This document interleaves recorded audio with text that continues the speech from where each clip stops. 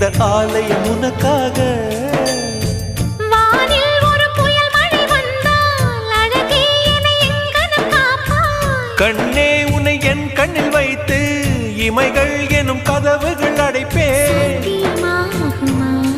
நான் சத்தியம் செய்யவா? தொடு தொடுவெனவே வானவில் என்னை தூரத்தில் அழைக்கின்ற நேரம். உவா